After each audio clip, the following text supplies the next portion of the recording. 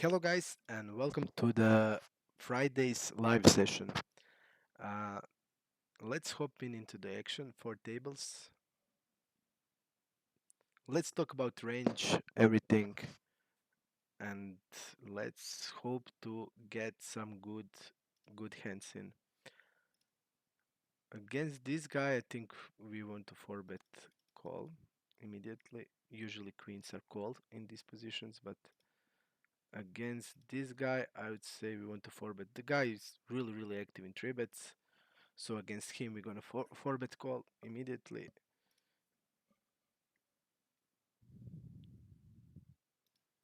Calls 4-bet.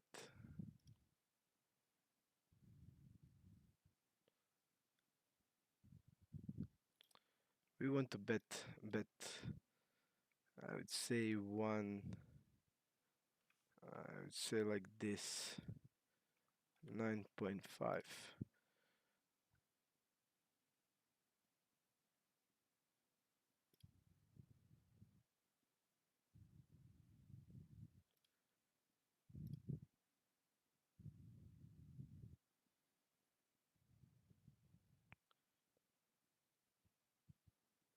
Table number one, we have a7 suited.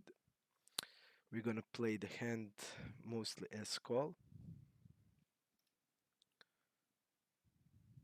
Small blind opens 48% of hands. Let's see in a pop-up how he plays this. His c-bet frequency.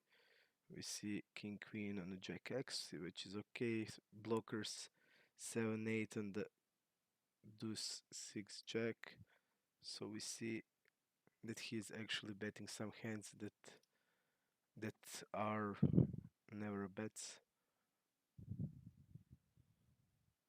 And actually this turn is really bad for his range. Um, we have far more queen x hands. We have queen 7 off in the range, queen 8. He should be checking a bunch here, and he's just double barrels with a big size, make him see polarized. I say he says here he has queen x or better. I'm gonna fold our a7, but definitely he should be checking a lot on the turn, because turn gives us so big advantage. Oh, we're gonna call delay. If he blocks, we're gonna raise, and I think he should be mostly blocking after delaying turn with small size. So he wants to be. Yep, this is clear mistake on his end. Now he's saying he has ace or better. Our hand is clear call. We are really high in our range. We check behind, so we have easy call. And his hand is never. It never goes. He doesn't have any blockers, nothing basically, and he's on the river wrapping a good ace x that check flop and bet delay really small. Whenever people are using a size that doesn't have sense with what they are repping, they are mostly bluffing. So that's the really good rule of thumb. Whenever they're doing that, because they're just getting lost in the hand, they don't know what they are repping anymore, and yep, that's what's going on most of the times. We're gonna just try to find the new tables. That is what we're going to do. We're gonna put ourselves in some wait lists and hopefully get in really a lot of table today. So yep, guys, everything is in the range, everything. Um, so the most important thing is to try to range the opponents immediately from the pre-flop to the flop to the turn, and then on the river, because then we know exactly what's going on in the hand, and we can just check out if the story that they are telling us has sense, doesn't have sense. Everything is basically there if we range them from free flop to flop to turn, and that's the goal, and that's what we want to be doing. Okay, we gonna go. We have the new table here ready. Here we can check raise, we can build the pot immediately. This is basically like a combo draw. We are mixing. I'm gonna check raise now, but it's fine one or another. It's okay with this type of hands.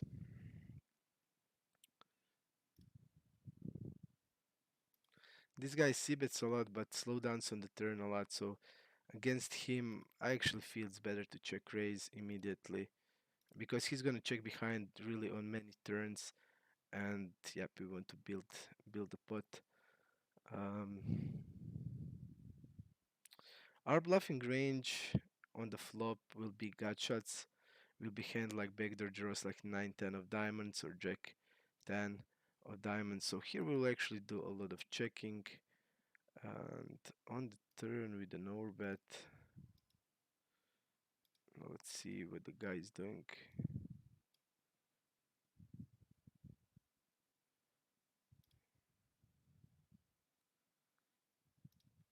Let's see what the guy is doing. I think we have a clear call and fold. This is like the worst river it can get. Here do we want to go to block river? The guy is not raising a block. So yep, I'll just go be now polarized, say I had it on the flop and we'll go with an orbit. And we slow played the turn, we checked on the turn. If we block here to protect our like hand like a 4-5 to get value from let's say ace high, he's still gonna have hands like 7s, 8s, 9s, so we actually can block. We can't block the river because what we are wrapping with the block basically not a lot of hands. There's no any hand that wants to be blocking actually. Even Queen X wants to be bet bigger sides. So block doesn't have sense in this spot. It it could have sense, for example, if the turn is let's say 9 and then we check the turn and then we block the river to get value from hands like a 6x or stuff like that. But because our bluffing range will be hands like 4-5, but 4-5s actually just can't be blocking, and our bluffing range will be kind of like 9-10. So when the 9 or 10 hits, we can go with the block on the river on the turn, and on the river we can just then block it. But in this sense, it doesn't have sense to be blocking at all. So yep, we just have to be over betting. Let's see what the guy actually called us just to see what hand did he had, and we can't open it. Why? It doesn't want to give us the hand history. Okay. We have a clear call here. He can still have. He doesn't stab that much. He can still have hands like Queen 6 of spade or Ace X of clubs. So our Queen 9, our King 9 is actually uh, always calling a turn, and he's also polarizing himself on the turn, so that's okay spot for us. And we win the hand. Let's see what he had. He had King 3, and he didn't bluff the river with when actually even Queen got there. So basically, bottom of his range, he will never win the hand. I'm gonna go check here. It's actually around middling 50% of c bet, so not range bet. We can delay, we can check again. I will go with the check again. And here we just want to be betting the turn and going small. And here we have a clear call. When we think how our range looks like, we have really a lot of overpairs here, jacks, queens, kings. This all hands wants to be bet played as a double check, and he didn't even value bet ace 10 on the river. So pretty sick. We have clear jam here. Um, to me, his hand looked like a 10x. The nines can be also there, but we're gonna jam. He's gonna have jacks. He's gonna have queens. He's gonna have hands like an ace 10. And here, actually, I would bluff always my pocket pairs on this run out because a lot of our bluffs are actually queen jack. And I would be bluffing here hands like a pocket deuces, pocket fours, pocket five. So I just have to be shoving king jack there. And he's gonna have a lot of this type of hands. So shove is actually a really good play. Pocket sevens are clear call. On the king queen seven double tone, two tone, our strategy will be we're gonna fold a bunch, and whenever we fold a bunch on the flop, our check raise frequency is going really high up. So for example, here we're not gonna hold hands like a 6-7 suited, we're gonna mostly check raise them as a bluff. We're never gonna call pocket eights or nines or pocket fives, we're gonna fold these hands. So uh, we're just gonna be check raising a bunch, we're gonna turn bottom pairs into check raise bluffs, we're gonna do a lot of gut shots, flush draw hands, king jack, ace king, we have some small percentage of the ace king. We're gonna all of these hands will be check raising the flop. Whenever we have really a lot of folding range, our check raise is going high up. On the turn, when we think about our bluffs, it's actually a really good card for us. We have ace 10 suited, we have jack 10 suited, 9 10 suited, so all of these hands. So actually what has the most sense is bet small on the turn.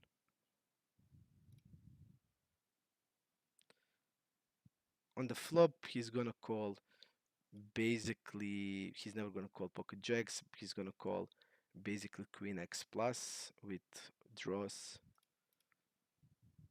and this size has really a lot of sense because we want to be bluffing with jack 10, and now we were gonna turn some jack 10 also into bluff. We have clear shove, we have a 7 of clubs, so we're gonna turn also some hands like a 6-7 into just a shove on the river as a bluff. So really nice play, and good good size on the turn and on the river. Also good run out for our bluffs. Jack 7-9. I'm gonna check because this guy is gonna have really a lot of off Jack X hands because he's not folding anything to 3-bet. So basically his range will be really a lot of hands like a 9-10 off, Jack 10 off, Queen Jack off, Ace Jack off, King Jack off. So a lot of these hands, King Queen off, Queen 10 off. So all of these hands, and I'm just gonna check on my Ace King of Spades. We're gonna bet King Jack is between call and 4-bet. It's 4-betting around 30% of the time. Um, Here we can bet small because it's he should be also betting really high frequency here, so we're gonna bet step small size. This is small blind has ace 10 off also in the range, and button shouldn't be having ace 10 off in a flatting. Most of ace 10 is actually 4-betting and other is mostly folding. I usually call ace 10 off because it's gonna be 0 EV, but generally pool or GTO ranges will be that ace 10 will be mostly folded, and small blind has ace 10 off in a 3-bet range. So he's gonna have ace 10 off, he's gonna have all the overpairs, and basically all of the broadways, also hands like an ace king and ace queen wants to be bet this board. Hands like a king queen, queen jack also want to be bet. Now you have a lot of 10x hands, king 10 suited, jack 10. So basically really high frequency, and I'm surprised that he did check this board. And usually when they check a board like this, they would be doing a lot of check faults. So yep, nice spot for us. 7-8, we gonna probably fold. King 7 suited, we gonna be opening. Think it's okay. 7. Now we just have to be folding. Queen 10 opening. Queen 10 suited.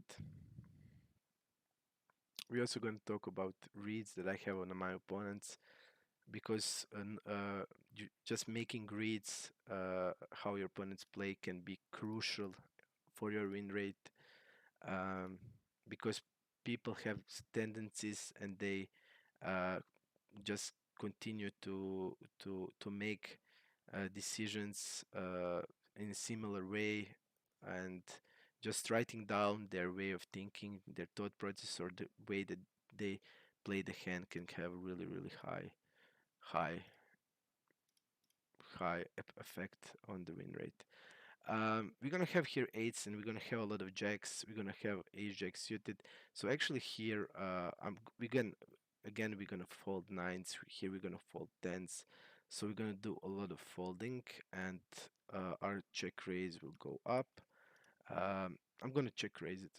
Quinten, really nice hand for a check raise, blocking ace queen, having really nuts potential, and yeah, just a really nice hand for a check raise, and we pull it off. Uh, Here, a really bad river run out when he called. He has around 26% in position. That's even more because we see hand like ace 3 off, queen 10 off, so a lot of broadways. We did bet bigger on the turn, so I guess he has to call some equity. So I guess this is clear check on the river. He can still maybe call hand like ace jack or ace queen and now turn that into bluff, or yes, I have a really nice hand for check raise, big check raise, but the guy's bet fold is really low after calling.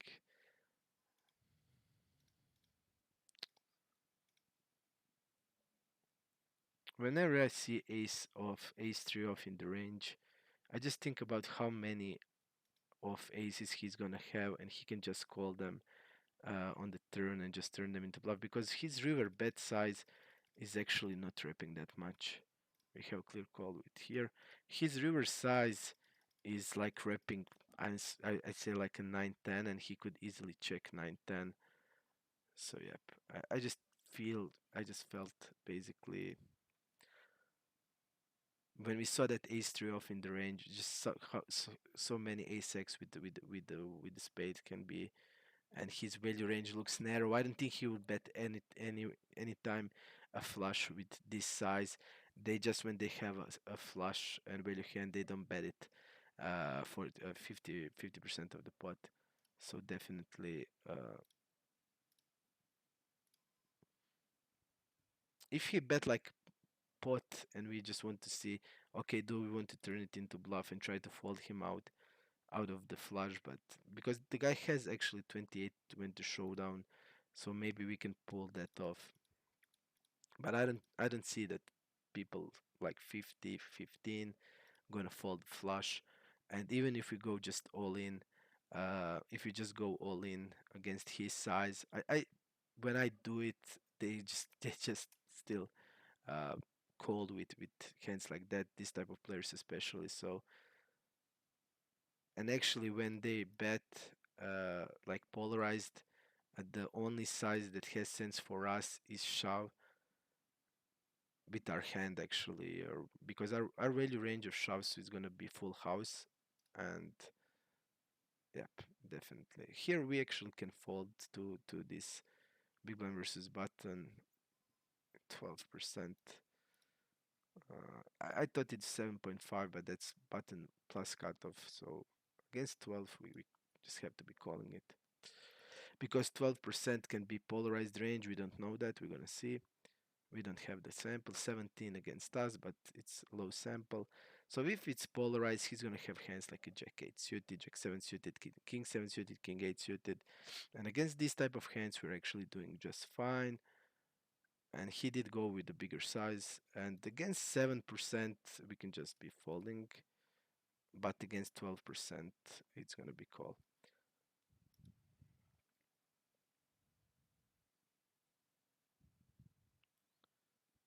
See this guy double barreled ace queen on the 5 8 jack 10 and give up on the river. So against him we have the easy call. If he shoves here, we're gonna fold to this guy. He has low river regression, and queen x is good for his bluffs. So he's not gonna turn. I think this type of players will never turn a hand like a king queen into bluff on the river. So I'm just gonna be folding queen 10. We can call, we can check raise. I think both is fine. Around 14% against us, so that would be all the suited hands in.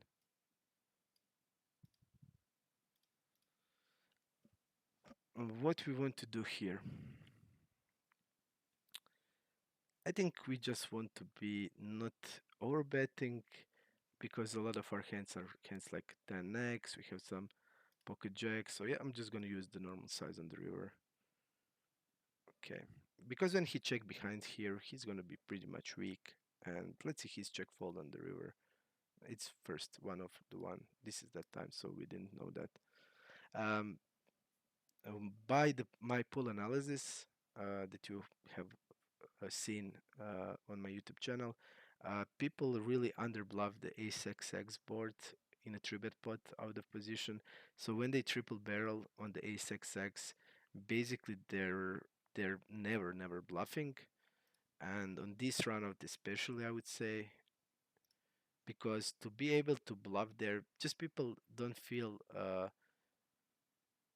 turning like hand like a turned king queen into bluff. They don't do it, and they just leg the bluffs in that spot, you know. And they are not double barreling hands like pocket eights or stuff like that. They're just not doing that. From We had actually opportunity to see exactly what they are doing on this type of board, and they are not doing that. So definitely, when you are in that such an underbluffed spot against a player like this, I think it is really good spot to be folding. Let's go a little bigger because we are a little more deeper. And here we're just gonna go block river. I think it's fine. And we actually folded king 10 by accident on the river, on the preflop, on the button. Actually, last time you said that the sound is low. I will try to just put my microphone a little closer to my mouth so you can hear better. Queen 3 we're gonna fold. Deuce 10 we're gonna be folding. King queen we're gonna be tributing or opening. We're gonna open it. Okay. Deuce 10 we're gonna fold.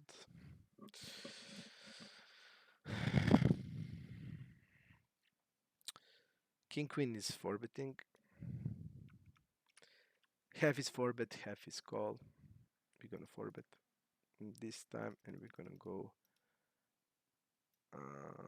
like this against an ISO, folding on table number 1. We are 4-bet folding the hand. Our 4-bet range looks like half of the ace 10 off, ace jack off, king queen off. We are 4-betting ace queen suited, which we are actually calling to a shove. We are calling tens plus to a shove. We are folding this king queen. We are folding ace 10 and ace jack. So I think it's okay. Jack 9 is fold against this size. What we want to do here, we want to bet. We want to use smaller size on this board, which is connected. The guy check raises, which he actually shouldn't be doing a lot, but this guy is doing check raising middle pairs, top pairs. We have clear call. I'm gonna fold to pot on the turn against a really passive player. This type of players, their bet sizes means the strength of their hand. So yep.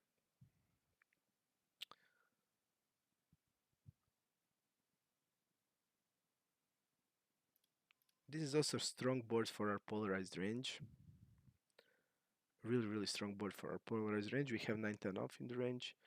We have a lot of 10x hand like an 8 10 off. We have Jack 9 off. We have Jack 8 off. So open enders, a lot of top pairs, open enders, two pairs, a lot of over pairs. So in our polarized range, this board is actually really hitting us really good. So we want to be aggressive on that type of boards. Really a lot of action today. It's Friday. People are playing poker. Good times. One fourth on on pair broadways because people really overfold to and you just want to make their life at least little tougher and yeah. We can go big, we can go small. I think going big is the way to go here. Uh, and on the river, we want to see after call turn how much this guy is. Yeah, we just have to overbet there. And I think we want to go back big 28. Table number 4, we're gonna be 4 betting. Ace King is also uh, calling in this spot, so we are mixing calling and 4 betting.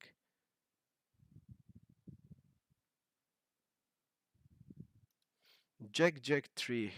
We have Ace Jack suited, King Jack suited here, and his calling range also have this hand, so actually bored because all of our over pairs is better for us. We're gonna go 1/5 in this spot. He should be also calling Ace King here a lot. Hand like Ace Queen suited, King Queen suited, and all of these hands we're gonna float this flop. He also have nines, tens always.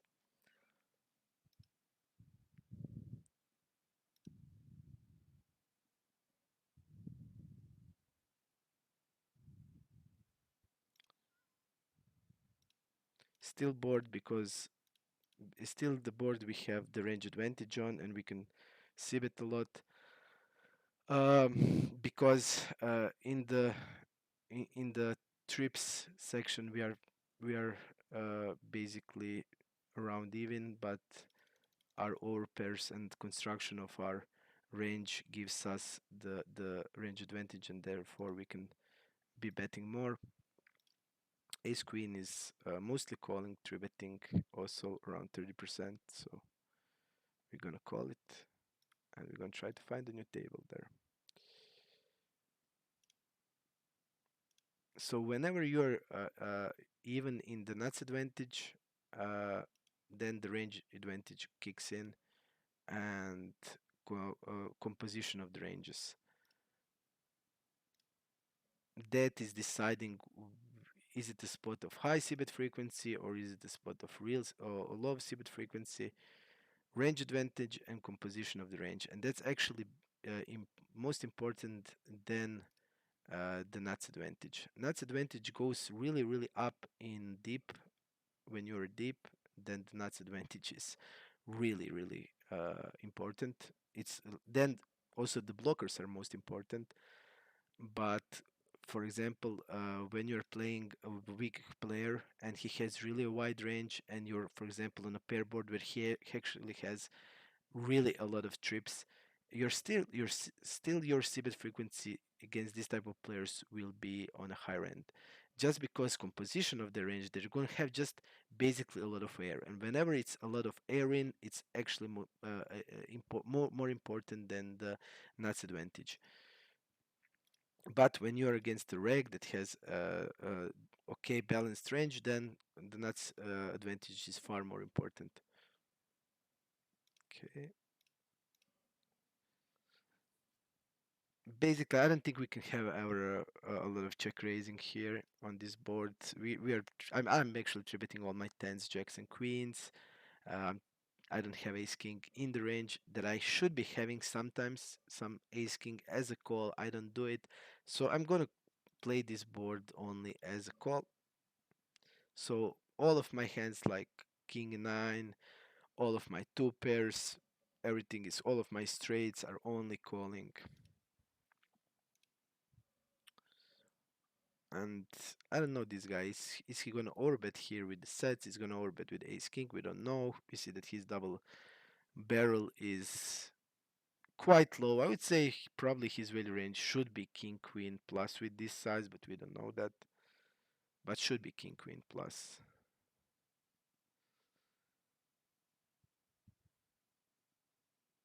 And on the river we have actually a lot of hands like a king jack, king 10 off. So against him, actually, I don't mind going uh, donking the river here and turning this into bluff because we actually block ace king. So I would prefer having hand like this turning into river bluff, not hand like a 6-7 or 5-4 of spade. So or let's say uh, basically 5x with spade. I think it's far better to turn this into bluff than this lower flush draw hands. So I think that's okay. I think also the river we have really because our we have king 10 off, and whenever you think like how many off combinations of straights we're gonna have more than he's gonna have ace king, we're not gonna have. But still, I mean, we're gonna have straights we want to donk and get value from two pairs. And if he's folding these two pairs, great, then our hand like this will be winning a lot more than it should be winning. So really nice spot for us. Table number one.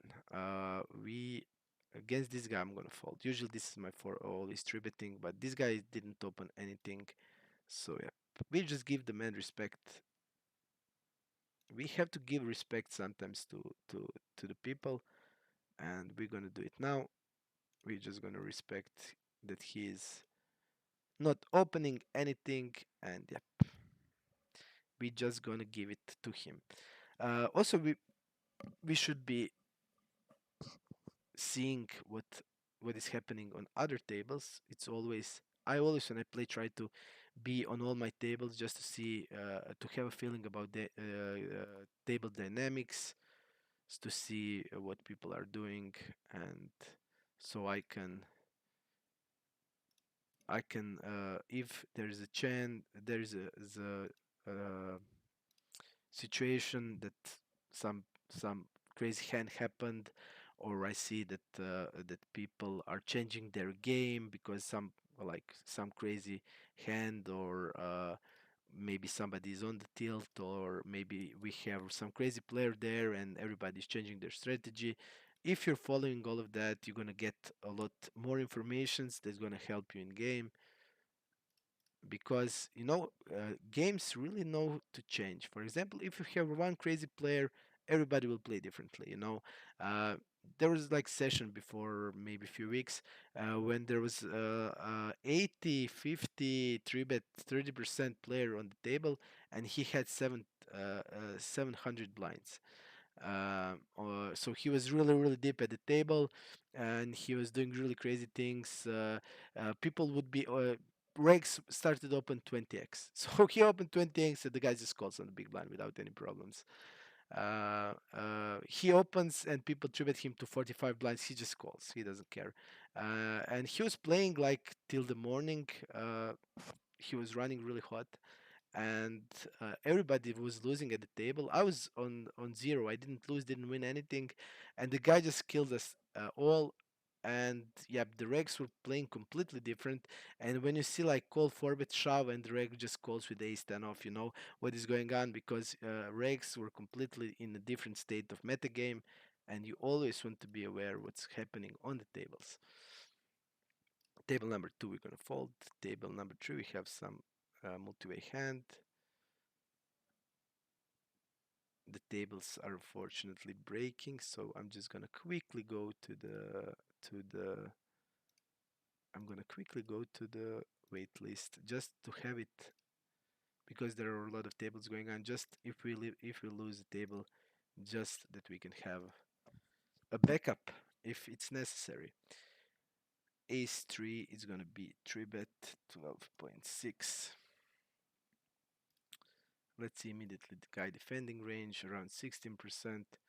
It looks normal range, ace 3 suited, pocket pairs, all the pocket pair queen 9 plus. So basically the range, normal range. Here we want to be betting with more polarized size on the ace 3 9, on the king 3 9, I apologize. Two tone, so it's not a range spot, it's around 50% of c bet. So yep, we're gonna just, our ace 3 is clear bet on the flop, blocking a bottom set and having the board so favoring our range that we want to be putting aggression on players. And we're gonna leave this ice pulley up table, and because table will be breaking after really soon. King 9 against really tight guy. I want to 3-bet or fold. I don't want to flat against this guy. So it will be 3-bet or fold, and we're gonna fold this time. Okay. I hope now the sound will be better. And you also told me that I lowered the desktop audio, so uh, you don't hear that many sounds from PokerStars. So I'm gonna try to do it. Ace Queen 6 is actually a big size, and our hand is actually nice with the big size, blocking the Ace Jack, and Ace 8 having the backdoor draws, and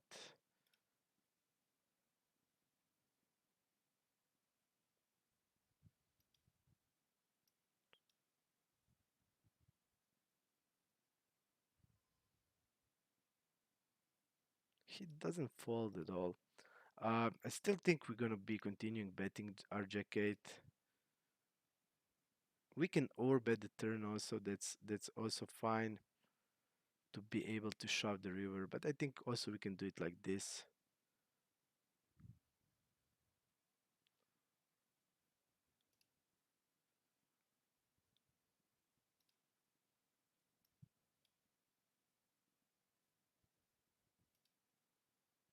I'm gonna go with the pot on the river.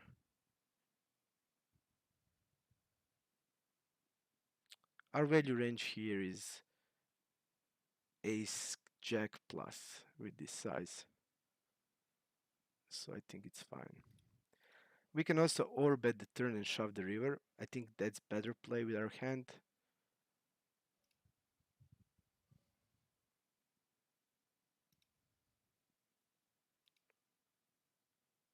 But I mean, this is also okay.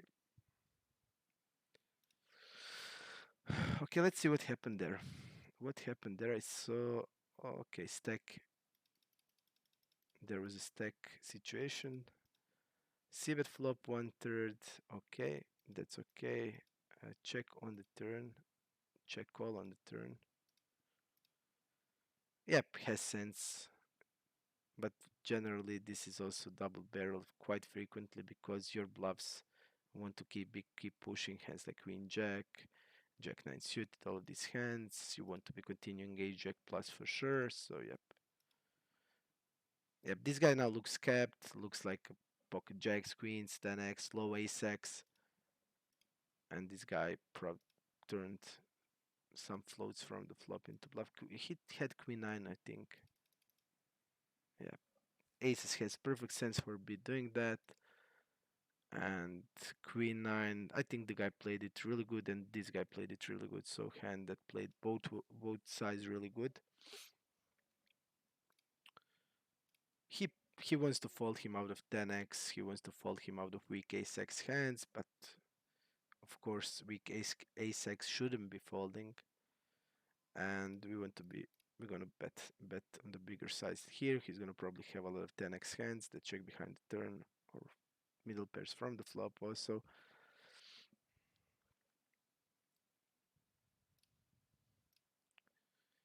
Ace queen off. We can only three bet this.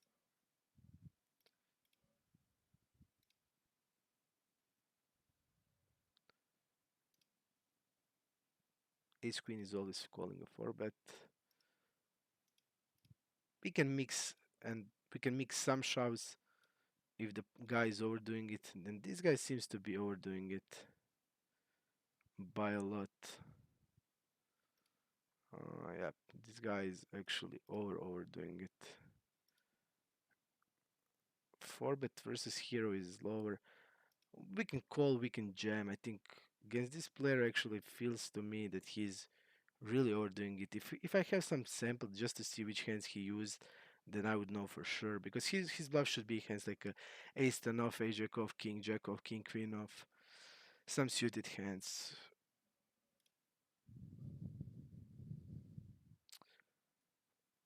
We have seven eights that he doesn't have, so we're gonna actually be stabbing this board.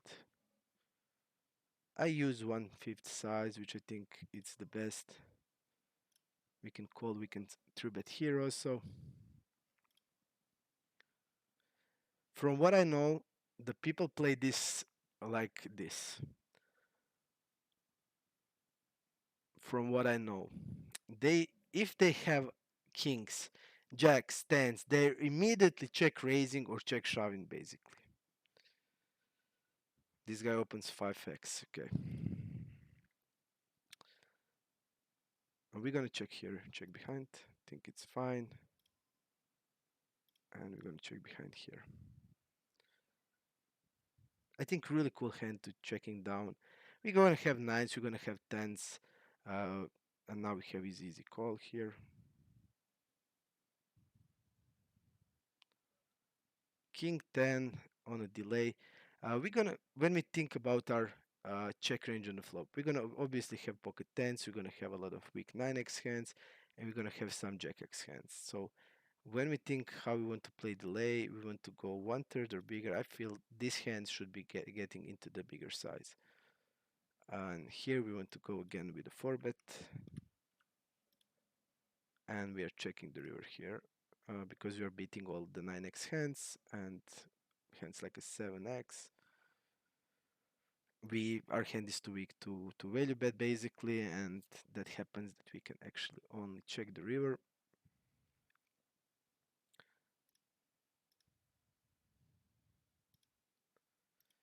We can also be when we think about this queen x, uh, I would still say it's far better for our range when we just think about because we're gonna step like ace queen always. Here we're gonna step hands like a king queen, queen jack, queen 10. So it's actually favorizing us over him. So that is telling us okay, we should be doing a lot of betting on the turn. I just decided to this time just check behind because also I have the ace of hearts. So just to be a little more trickier, but definitely spot on the turn, we actually want to be high bet frequency with that queen because it's far better for our range than for our opponent range. And whenever it's that type of the spot, we want to be betting. And his shove, I think it's really bad. He should be block betting the river because still we can have strong hands into checking behind. And yeah, we can check behind some flushes also.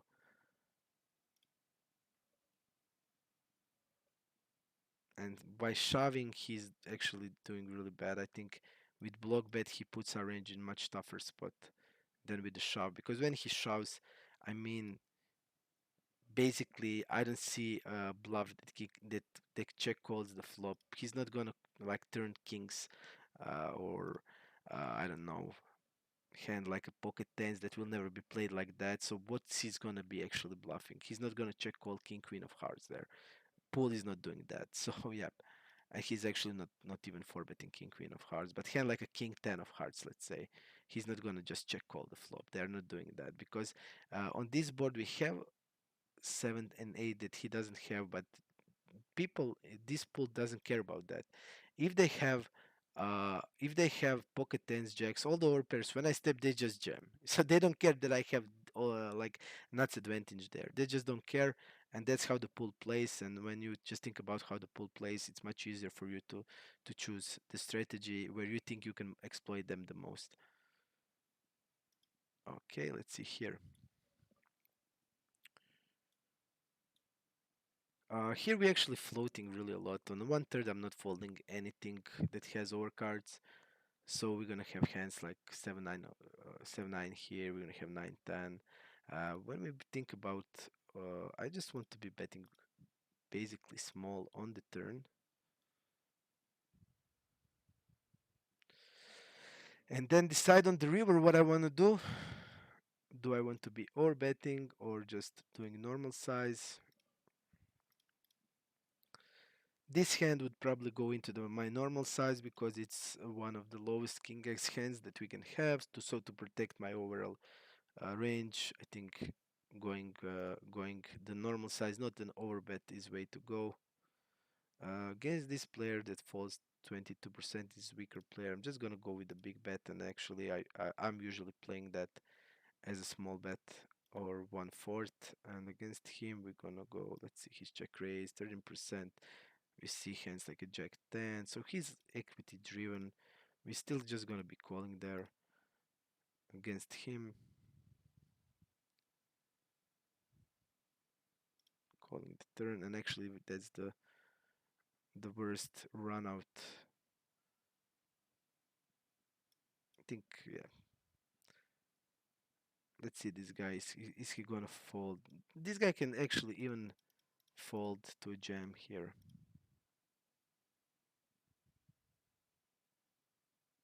Yep.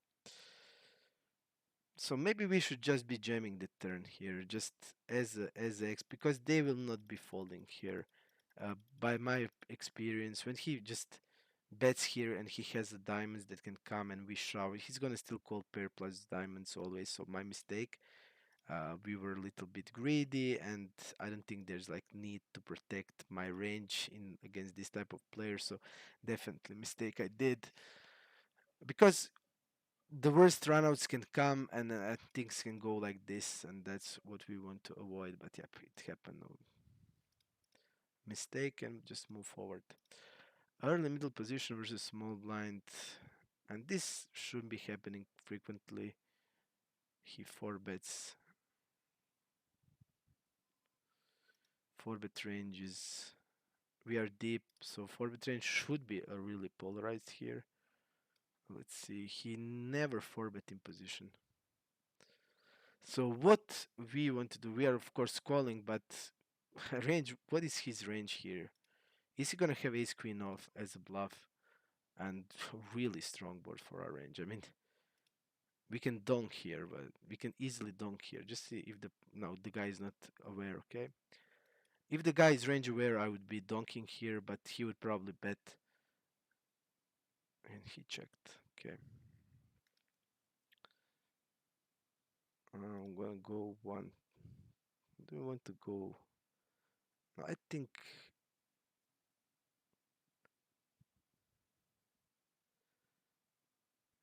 I'm gonna go bigger. This is his check fold. I think I want to just put maximum pressure here, and we get the worst river. I will not be showing here. I'm just gonna be betting like this. I would bet he has overpair for sure. So we're gonna go like this. Gross river, really gross, because he will now fold hands like kings. And when we think about our bluffs, it's really hard to find them. We have ace king here with the diamonds, and basically that's only thing we can bluff. You know, basically ace king of diamonds is our only bluff, because we are not calling ace queen here, and yep. So that leaves us with the ace king only, and I mean, okay, we have ace king with the king of diamonds and ace king with the ace of diamonds. So that's okay. But yeah, really, I think even like going 1/3 on the river, it's fine. Um,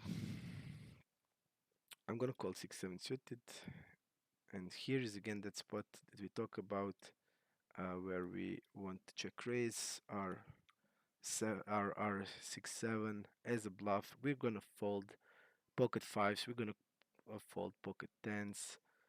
So turning 6-7 into bluff is the way to go. We are always check raising sixes and nines.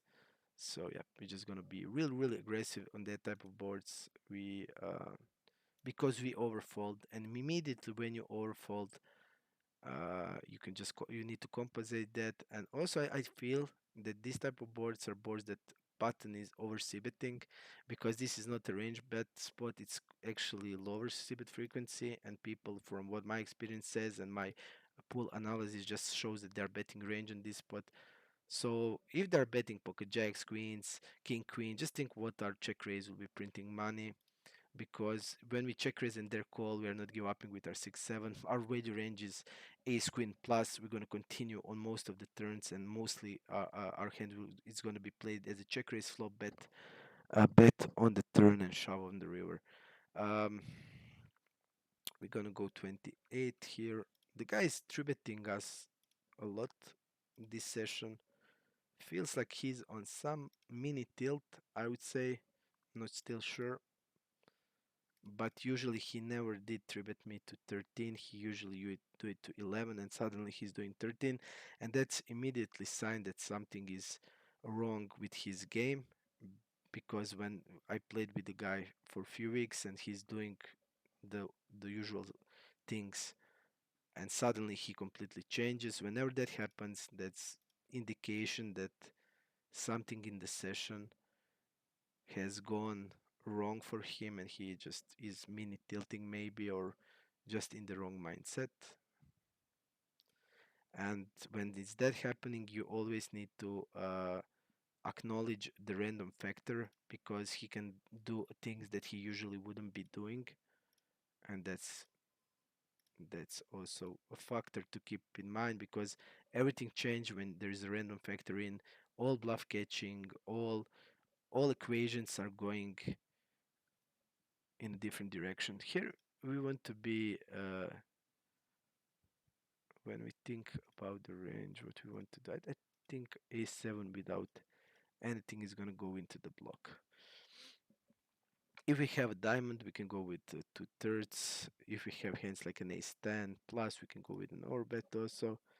But I think this is fine. We are calling a raise.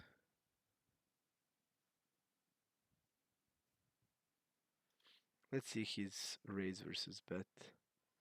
This is quite a big raise.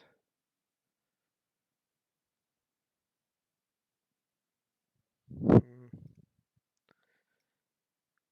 He's saying he's having a ace jack that check behind the turn here. I'm gonna be folding to this big of the size, because his raise is really low, actually, especially against blocks. So yeah, if I have diamond there, I'm calling this big of the size. Usually the normal size that he should be using, we are calling with a raise 7. But he did us, and also by the pool analysis, I don't know this guy really good, so I can't say. And whenever I don't know somebody really good, I just lean to my pool analysis, and my pool analysis says that raising against block bets are really value heavy, because they are not knowing what to turn into bluffs.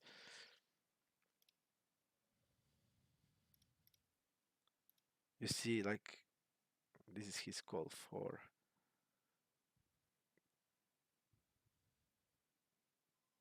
Look at his size that he used with the queen, with the kings.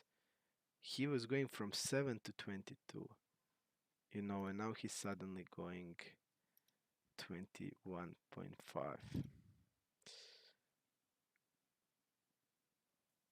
Just based on positions. Hmm.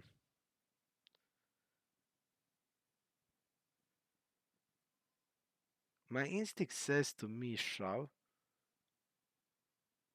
I'm gonna fold, but my instinct says shove. We're gonna split here, this size. We're gonna call the turn.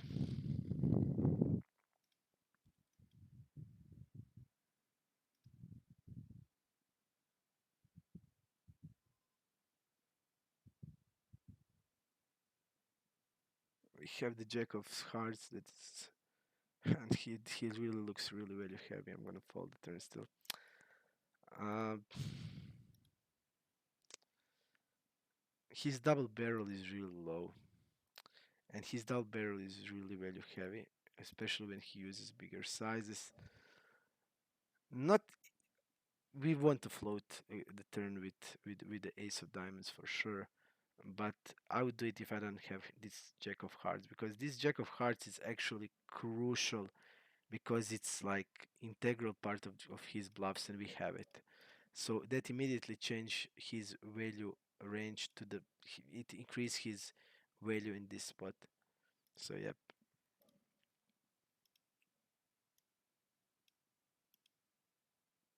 So we can just float it when we actually don't have it. I think that would be fine. Just float with it when we don't have it. King 9 suited uh, is mostly 3-bet, but against this guy we don't know him. It's usually in my polar range, but this guy we just don't know. So I think when you don't know the guy, but the guy seems really open willing, really likes to open. It seems he did open every time from middle position plus basically. Board we want to be having really high check frequency. So having check range there is also fine.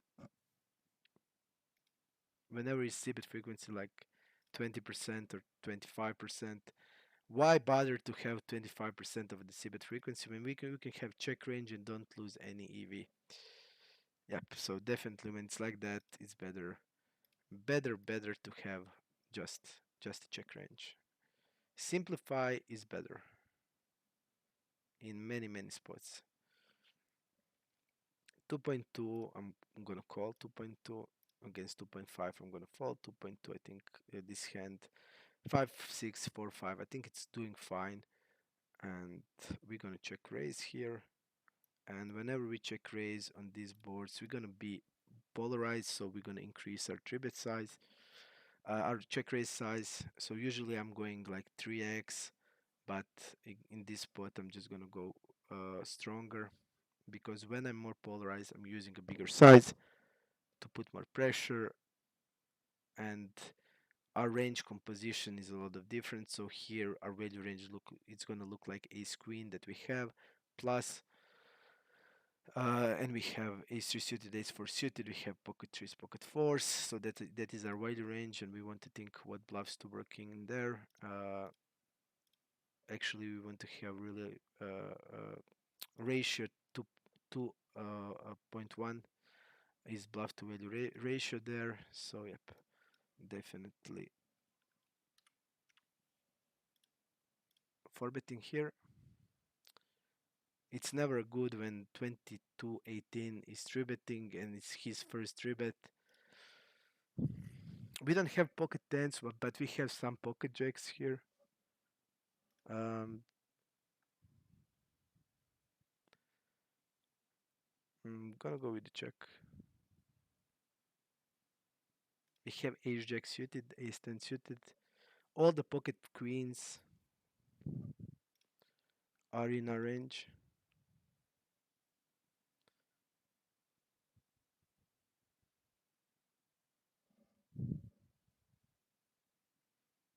I'm not sure what he reps now. Basically, I would say he reps jack X now, looking like a king jack plus or queen jack plus. And we look really like ace king probably to him. And actually, we have a decent hand to be calling.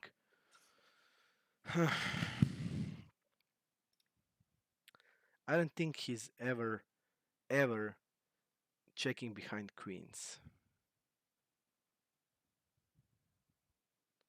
And we are blocking ace 10 suited. I mean, the board is blocking. I'm gonna be calling just because he reps really narrow here. Okay, he has pocket jacks.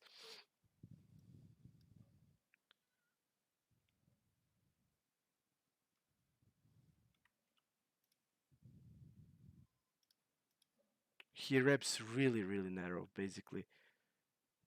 He basically reps only pocket jacks in basically pocket jacks is only pocket jacks and pocket tens. In these positions, I don't see hand like 10, 9, 10 suited calling very often. So yeah,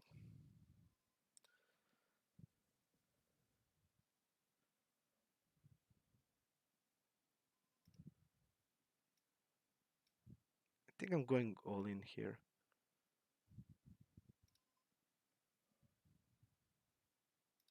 and I'm going with an overbet here.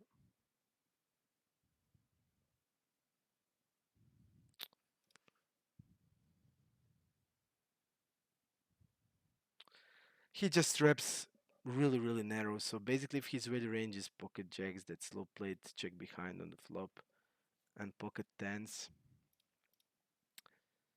because how the pool plays, that basically they don't ever check hands like queens there or kings or aces that slow played because we also block the aces of spade that can like trap.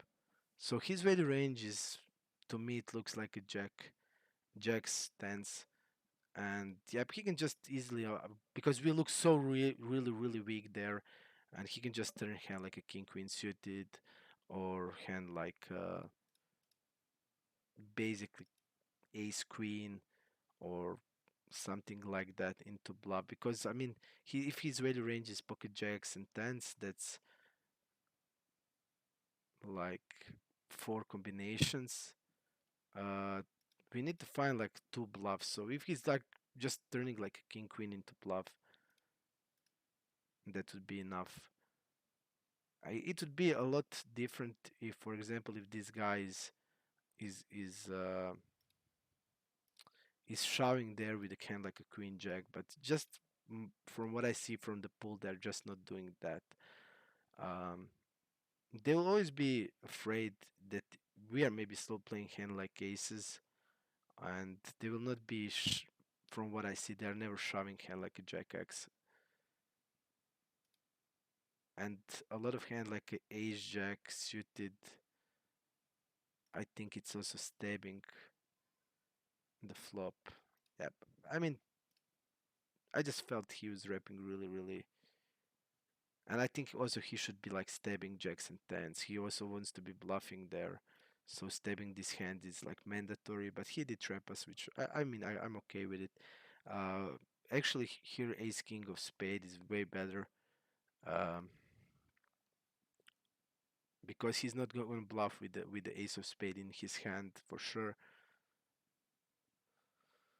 Bet check bet here. He can easily like bet check bet hand like jacks, queens. Let's see if he did have a bluff in bet check bet line. Against us, he never did. You see, this is his bet check bet. And this hand is actually good for his bluffs because his bluffs on the flop will be jack 10, queen 10, ace 10. And bet check bet here, you see against a hero, it's all value. So, yep, we're just going to be folding. Unfortunately, we're just going to be folding. Uh, I don't mind this hand to be called actually. We can fold other ace kings. Pocket 6 is gonna be called. Really low CBET frequency on this monotone. Uh, we want to be. I mean, this can go either way. I like to go with 1/4, and he shouldn't be check raising. So 1/4 is actually way that I want to be playing. And on the turn, we can check or stab again small. Think also check is okay. If he opens a betting here, this guy will gonna have it always, and we're just gonna check behind now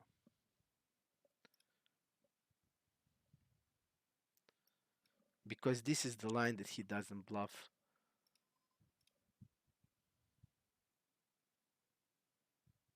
So definitely spot.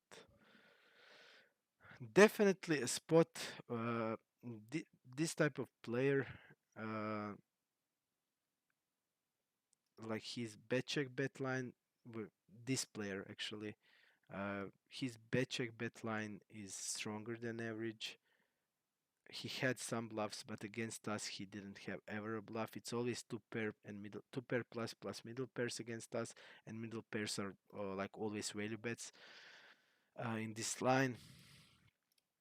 And yep, he's actually after checking turn. Let's see how many. And actually, these low pairs are value betting.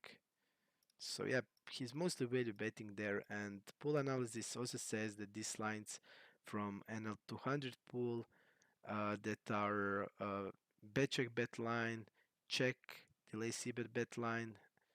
Whenever there's check somewhere and they bet to river, it's like 80% plus value by pool analysis. So definitely something to keep in mind.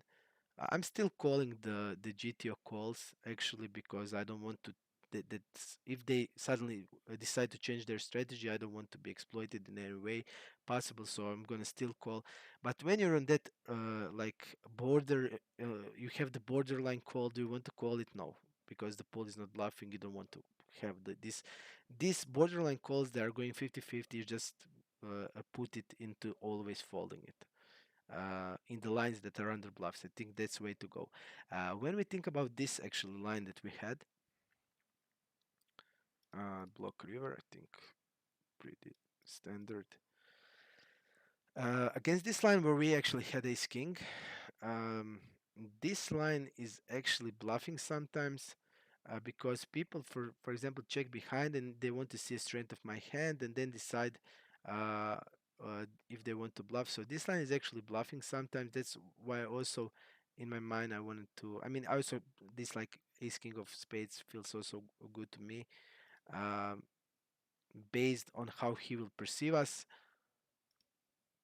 but Paul is actually bluffing. Sometimes this when the flop is and turn is double checked, because usually a lot of players will struggle to balance the range after double check. They will mostly be having really weak range in that spot.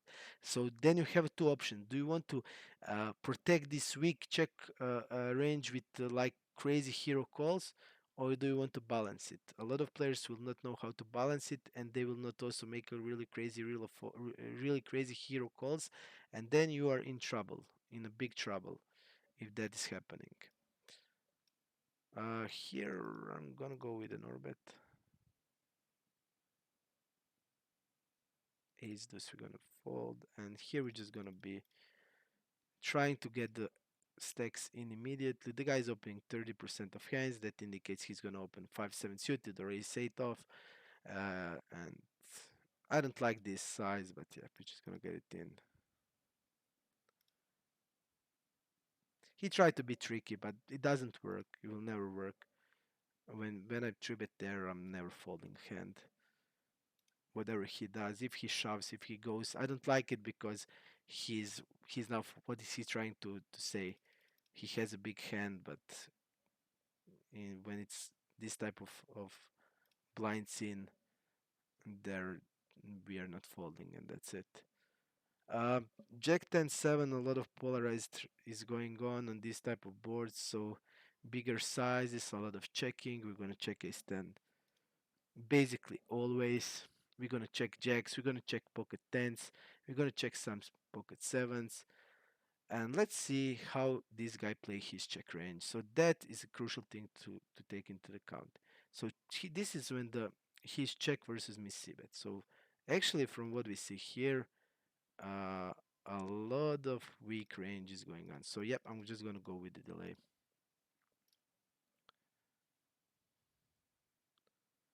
So his checking range is a lot of weak pairs, a lot of ace high, and we just want to attack it with delay.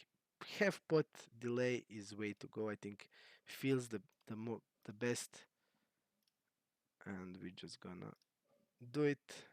Also, I think our hand is good.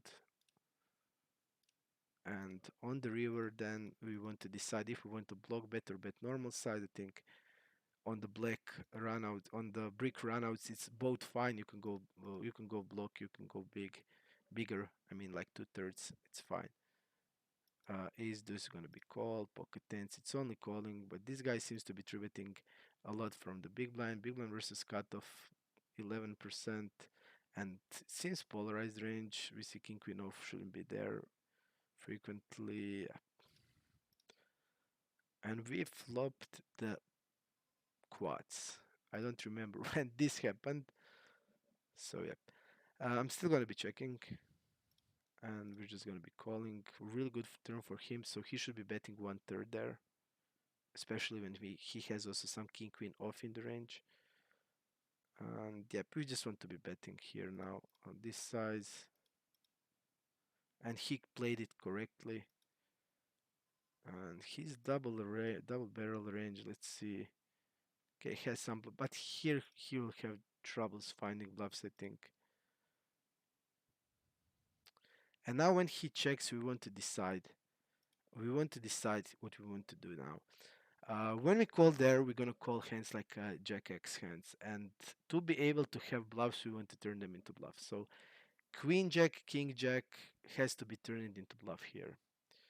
If we're gonna have bluffs, we have some Queen Nine suited, so Queen Nine is always bluffing, and we want to have some more because just Queen Nine suited is not gonna be enough. Queen Nine suited is only 4 combinations. And also Queen 9 suited is folding sometimes. Okay, to this size, to this size, to polarized size, 5x is gonna fold sometimes, but to this size I will never fold. So we have all the Queen 9, and just think what we also have. We have 8, 9 suited, but it's straight on the river. So yeah, if we're bluffing Queen 9, we still have to have bluffs. Just we need to just turn some Jack X into bluff, because what other thing we're gonna bluff if we're not turning Jack? And 4 bluffs of Jack 9 suited, even if we have all 4, it's not gonna be enough. So in these spots, when there is not enough bluffs able, then creativity kicks in, and you need to be creative with your bluffs to able to so you can have them. This is strange, really strange. The guy goes and donks the pot on this board, and the guy is really passive.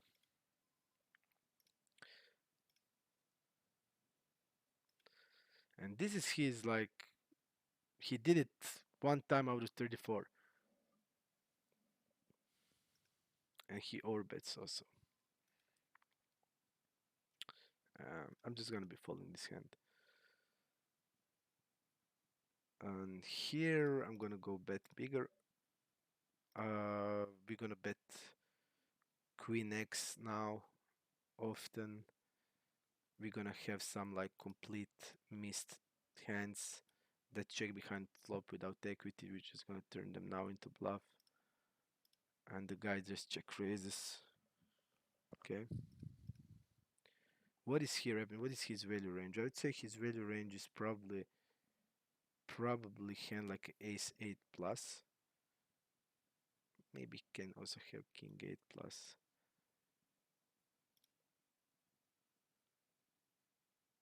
But mostly ace 8 plus.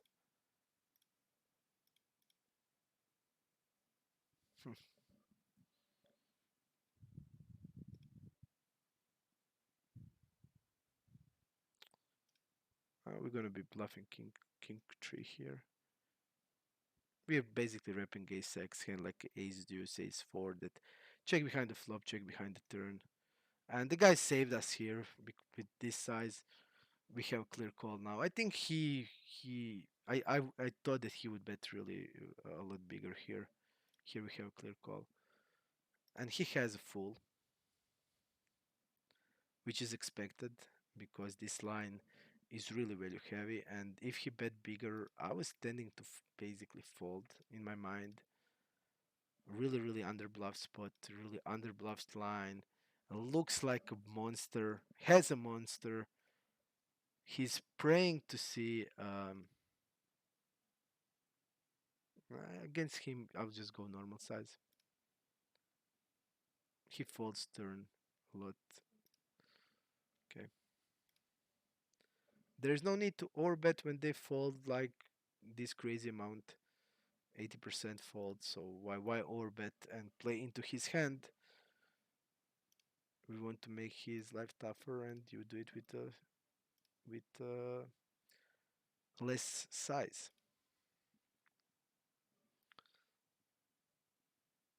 I hope the sound is also okay this time.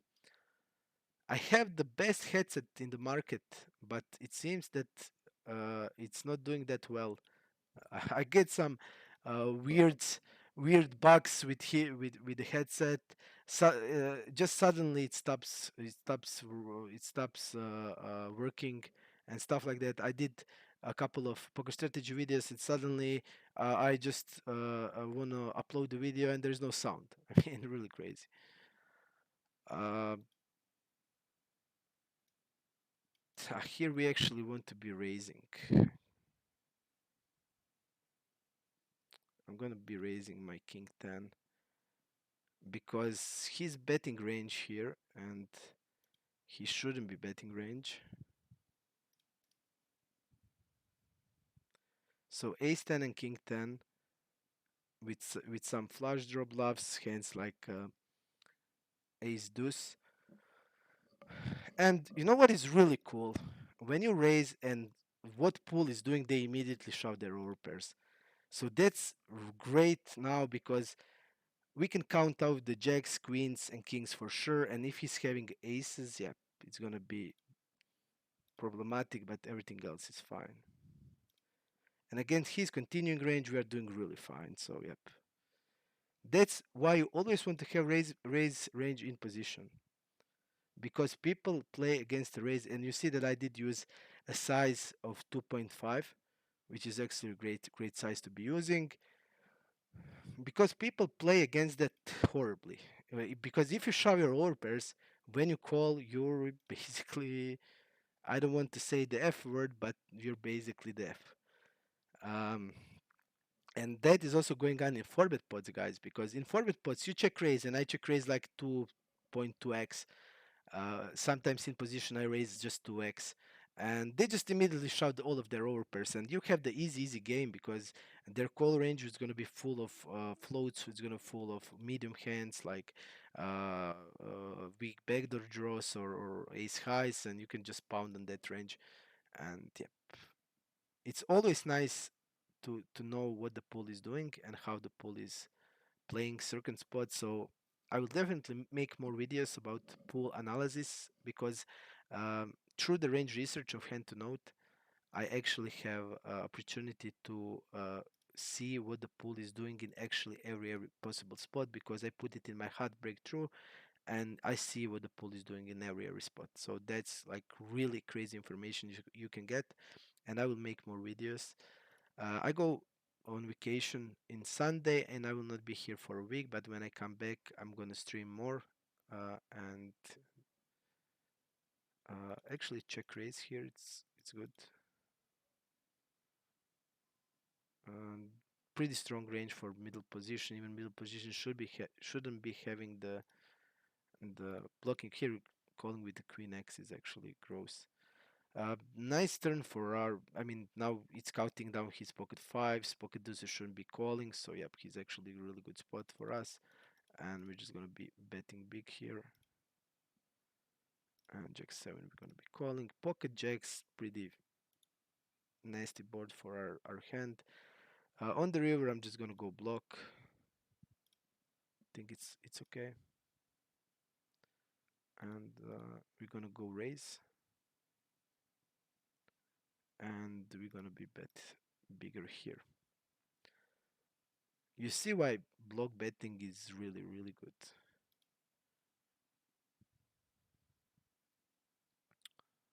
We are only calling. I mean, he's basically repping also Jack X. So.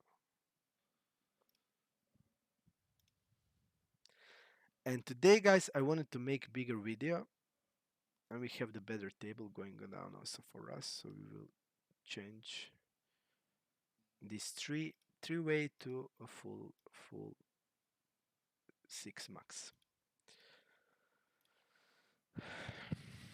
Today I will be making longer video of my gameplay because I will not be on the channel for what happened here. I want to see because I will not be at the channel for like 8 days. So like a goodbye, bigger, longer video. We're just gonna be jamming here to this size.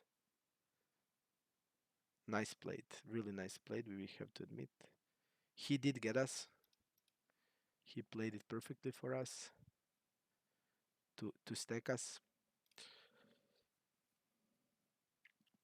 So this will be one longer video, and when I'm back, we're gonna do some pool videos, pool analysis. We're gonna go some interesting hands. We're gonna go. I have also some few interesting concepts where, for example, I'm gonna change. I'm gonna show you how the pool. How the game dynamics can change and how everything changes. So I'm gonna post some hands from sessions where people play completely different from the usual play, and yep, we're gonna do stuff like that. So it's gonna be interesting. I have a lot of interesting plans. If we grow the channel, definitely I will have more also motivation for doing that. Um, I would have also. I always say I want to be streaming more, but when you have a lot of uh, I think block, but this guy also bet check back, so I'm gonna go with the check call on the river.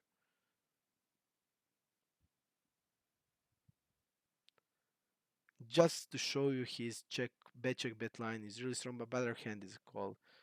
We have basically the best king blockers for check bet to call it off, and he didn't bet check bet this. I mean clear bet check bet. I just don't know why he didn't bet it. Clear hand. You want to be bet check betting.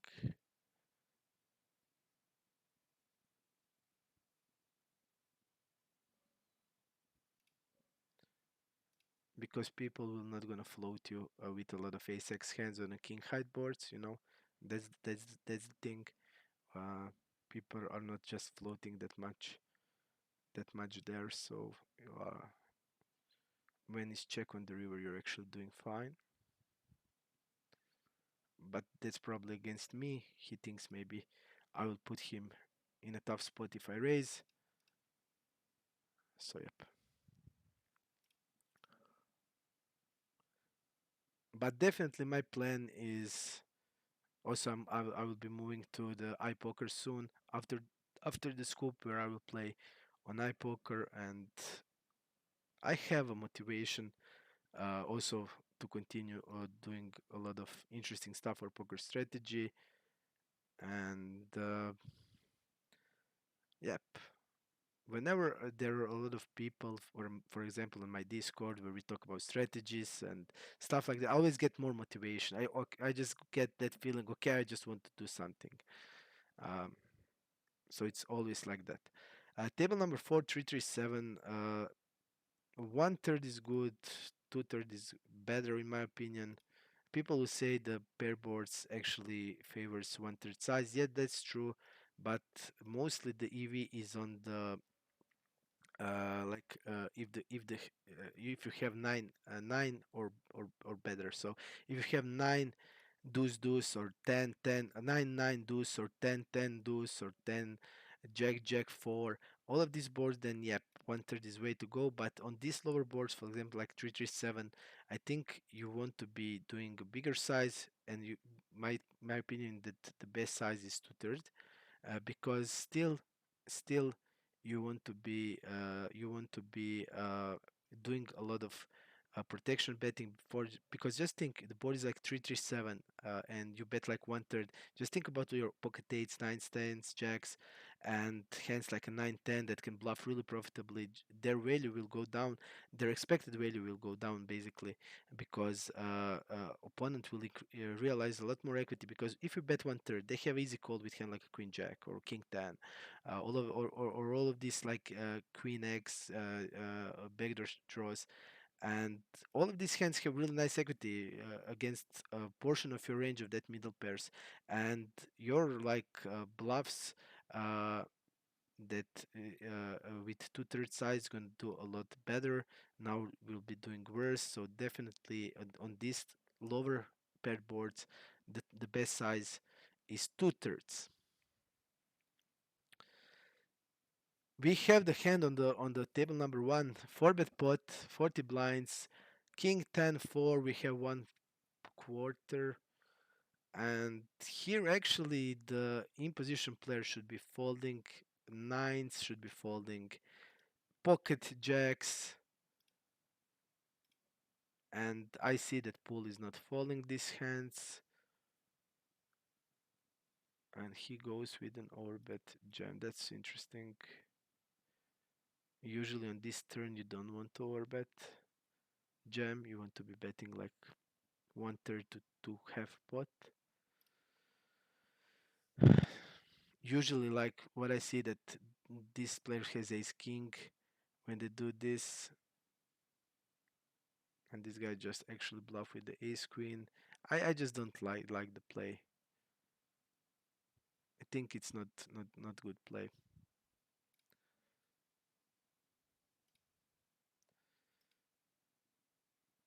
Bet your bet against this guy is falling.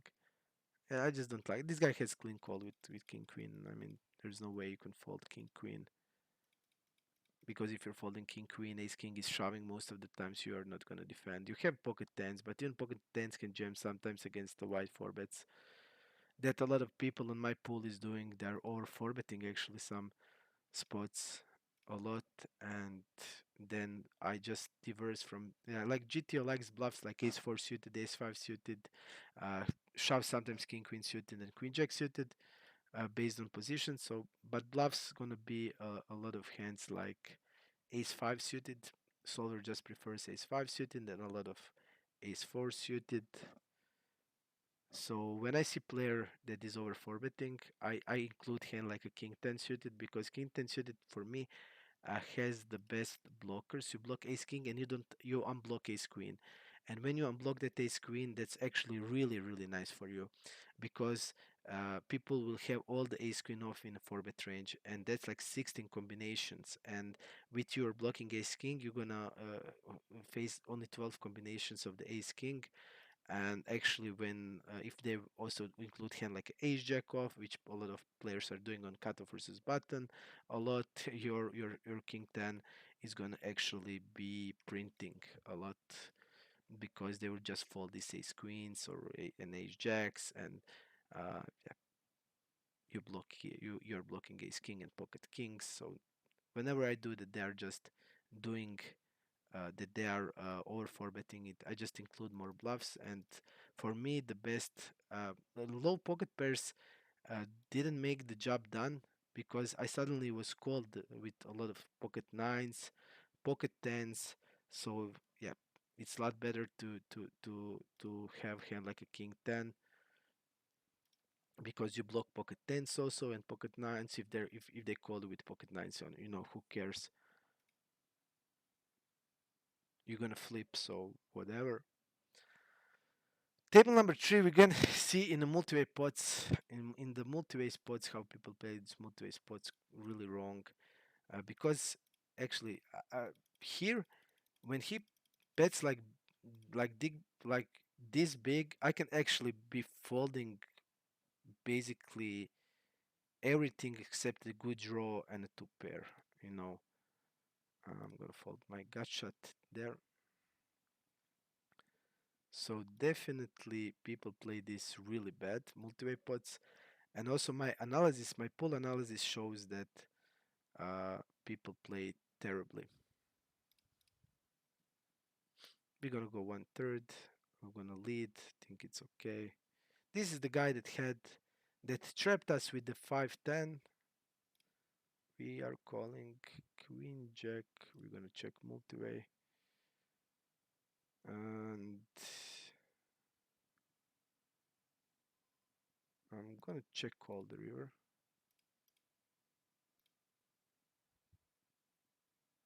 I think he would continue he would be I think he would actually be betting the turn with hand like a 8-9 that raised from whatever reason. So basically he reps here. I mean he can still bet hand like a ace like a 8x, but just from my experience they're not doing that. Okay, he has two pair. This guy just likes to trap. I mean, it seems like that. He's checking the turn. To be able to fold on the river and exclude the random factor, I need to have more information about the guy and to have. Here I'm gonna go something that I don't do often, but because this player is in, I'm just gonna do it because this guy has really poor check range, and I just want to because a lot what will happen that the hand will go check on the flop, and yep, I don't want to do it. And this guy plays multi-way pots wrong way, and he used the 45 out of position so that he leaves his check. When he checks, he's basically always folding. He checks fold 92% of times. So whenever he has a hand and the weak player is in, he's just going to be bad flop.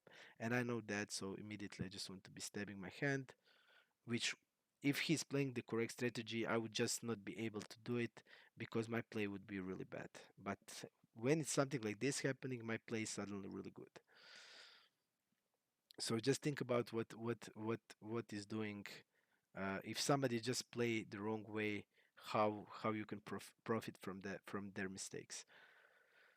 Pocket eights, you have clear call. Against this size, I usually don't have a lot of calls. It's bigger than 3x, but in these positions, our pocket eights are call if we are heads up around less than half times. Against 8.5, against 8.2, it's gonna be maybe 60% of calls. But yep, this guy is definitely weaker player. We're gonna mark him immediately. We're gonna open Queen Jack off. Deuce 6-10, two tone. We what the guy will do? His c-bet in a multi pot is 29%. In 3-bet pot multi. We want to be leading here. And of course we are using 1/3 size, which is correct strategy. And I think we are doing fine. We're gonna block bet the river. Block betting the river for sure. I don't see many Jack X hands that the guy can have. And I see still they have hands like a pocket 5, pocket 3s, hand like ace queen. So I'm gonna use block bet. I'm gonna go little like 8, 20% this time. So block bet's working perfectly here. Ace deuce suited. Great. He can still also having hand like a pocket nines. So that's more something that's more problematic, but everything else I think it's fine. And I decided, usually I go from 20, 25 to 33. That's my block betting sizes based on some boards and range interaction. So this time it will be 20%. Let's see what happened with the kings, I think. Probably all in pre-flop. And the guy just called pocket kings, you see. Today it seems like whales are trapping. This guy trapped us 2 times. He trapped the flop with the nuts, going with the or bet 7x on the turn.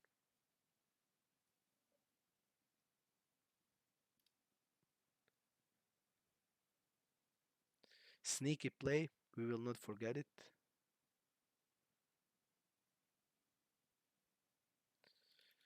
And we will go like this. When it's isolation happening, I just lower my 3-bet sizes. Think that's what we want to be doing. So we can go 14 and maximally 15, and really interesting flop.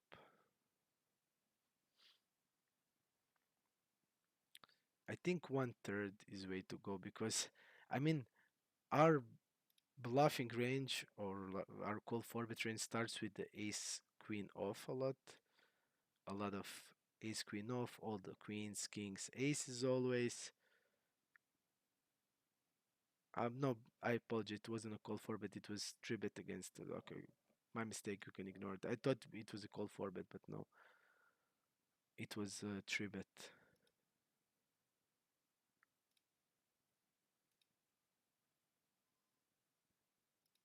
So this guy is not very good. We're gonna bet the turn still because it's still. I mean, this is a ISO three bet small blind versus button. We are three betting hands like ace jack suited plus. So a lot of ace jack is betting the turn for sure. We're just thinking now what he's gonna do with him like a king 10, king jack, queen 10. We want to be folding this type of hands. We're never gonna fold that ace on the turn. I think we should be folding the turn actually here against this guy.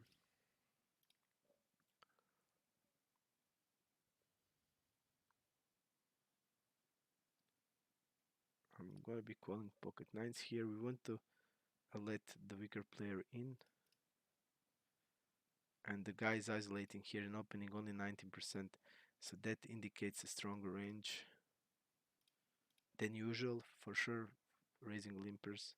If he's only opening 19%, he's gonna raise limper even less than that. So definitely we want to be and really awkward spot here. I'm just gonna be give upping, checking pocket nines. Think it's fine.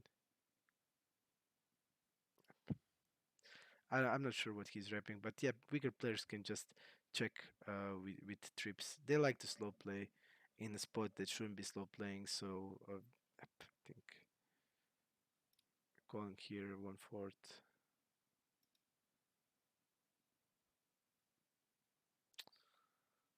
This guy using the right strategy, so he will be uncapped here.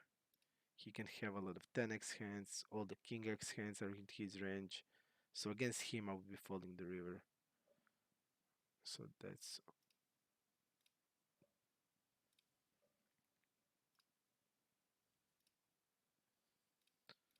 okay.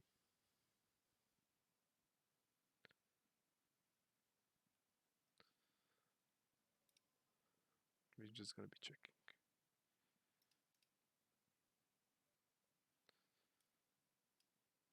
We have the new table also.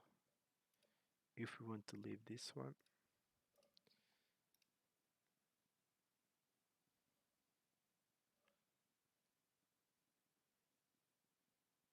This guy has really low CBET frequency. Really low. And usually when they check this type of boards, they will always have a hand. They will always have a show notable hand, so something like a ace low ace x or trapping or having hand like a king queen. Our step's not gonna be that profitable against them, especially if they have higher went to showdown because they will not be willing to fold.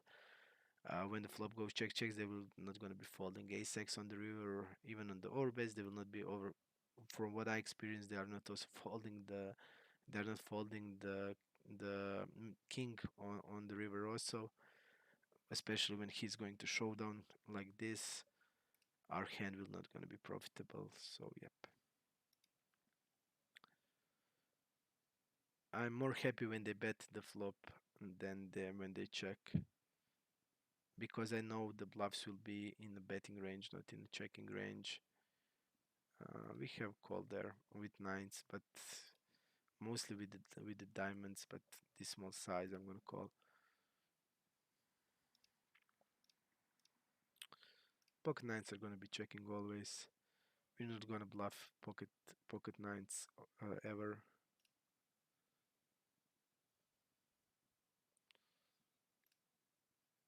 This size doesn't have any sense.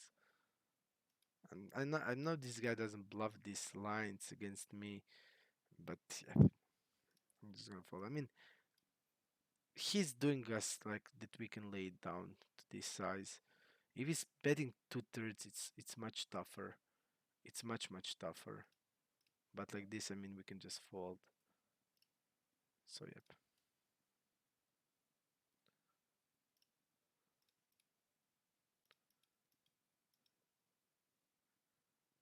I don't think this guy will bet 8x actually.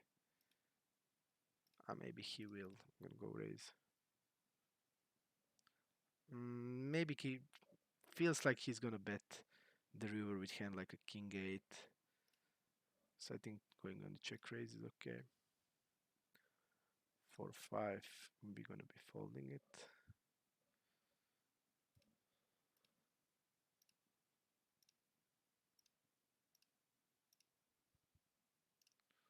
Okay, 8-10 is gonna be fold. Interesting session today, I have to say. A lot of interesting hand, interesting strategies. I'm not disappointed.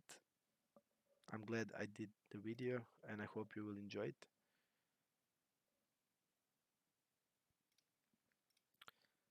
Also, for you who didn't join my Discord, join my Discord. You have on the breakthroughpoker.com. You have my Discord. You have my poker strategy link, where I'm the coach and I also make content for them. So basically, just you can join the Discord. There are a lot of good players on the Discord. A lot of mid to high stakes players that crush the game, that are also be willing to talk about strategies. They are sharing their thoughts, their thought process, all the good stuff. So definitely be free to join, be free to be active, and yep. When I come back for a week, the scoop is coming, and I plan to play a lot scoop and do a lot of working. So a lot of guys ask me, can they work with me? And the answer is yes, we can work together. So I make like a mini stream of the guys on the Discord, and we do work. I usually learn with Pio most of the times. I prefer the Pio and GTO trainer, and then we go through spots and learn and see uh, some specific situations where I feel like my game is not doing great at the moment, and I want to work on these type of spots. And the guys getting through. Everybody's trapping us today. What is going on, guys? Just trap, trap, trap. Seems like everybody wants to be trapping us. Our hand is clear. Check, check down. So ace 3-10. Betting small on the flop. Table number one, we have clear call of queen deuce suited. Ace king suited is gonna be open from table number three.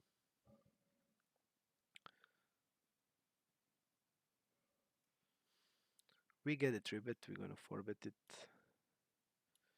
His three bet range cutoff versus early middle position around 11%. That indicates you see a lot of suited aces, ace jack off, king queen off. So definitely gonna four bet it.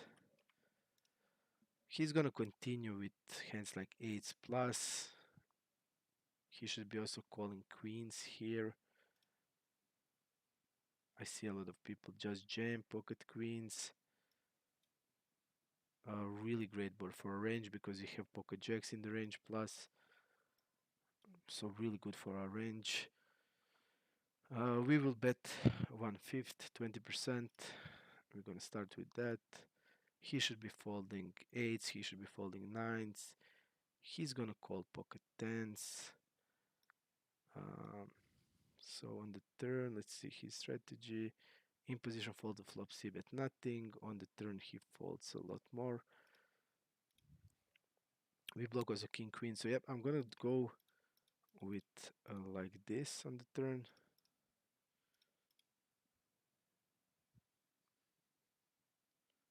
He should be folding pocket tens. He should be folding pocket queens here. And on the river, we're just gonna be jamming it.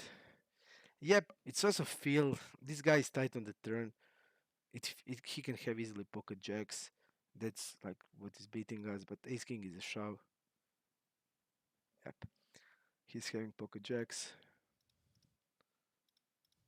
Nothing we can do there. There's no way we can play it differently because actually we're gonna bluff here hand like a king 10 suited. We have some queen jack suited, which is also gonna be bluff. You want to be basically blocking pocket jacks and bluffing it. So just having shoving ace king is the way to go. Nothing we can do there.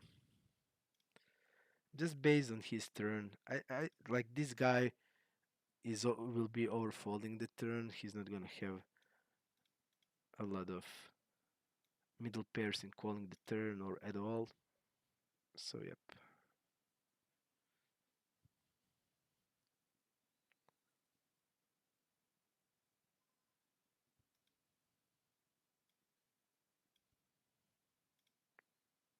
gonna go bigger, not overbet but bigger. Pocket queens. I don't think you basically he has king queen, we have king queen, and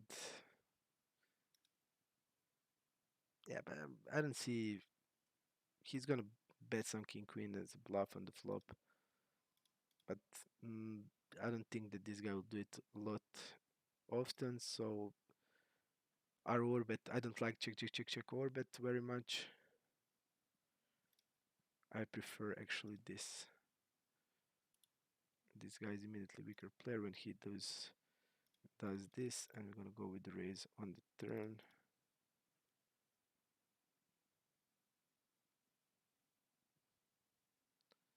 And we're just jamming the river.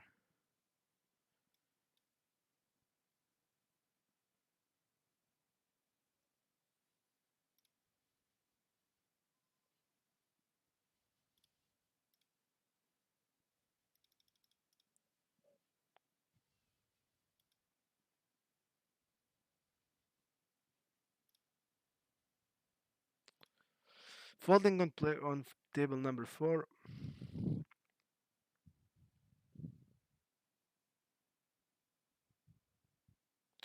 And folding to table number 2.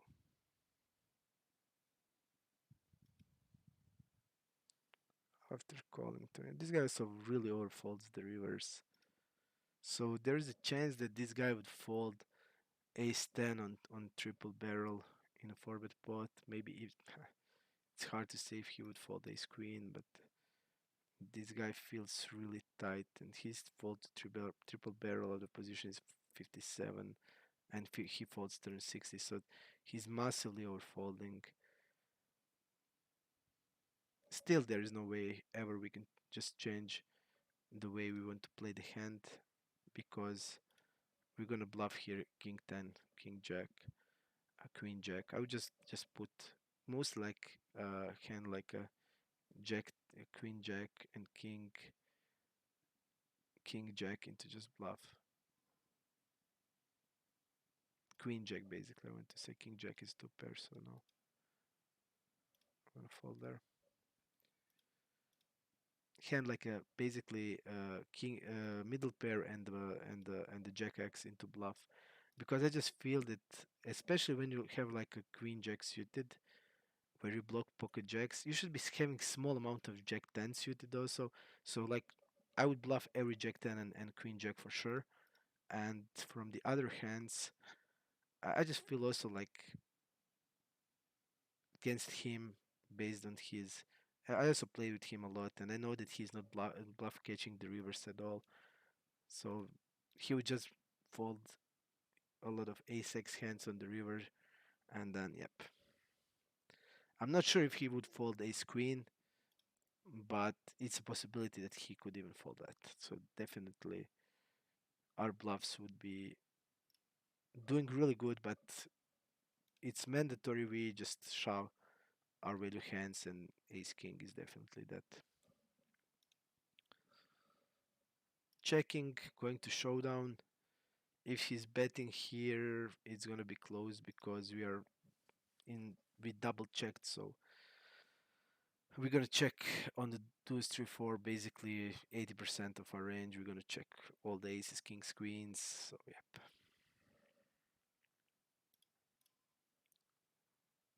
I'm gonna call against this guy and fold against this guy.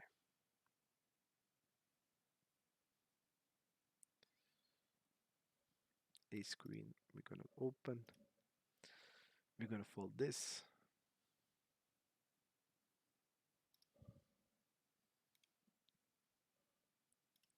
Ace queen will be open.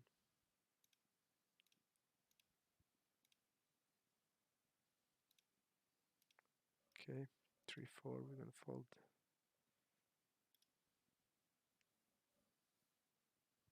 King 8 will be opening if we are against a big blind, but we are not.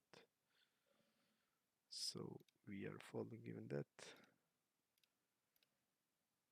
Well, let's see. This guy seems to be betting really a lot. Big blind versus early 20%. Big blind versus card to 25%. What is that? Our hand is a clear call.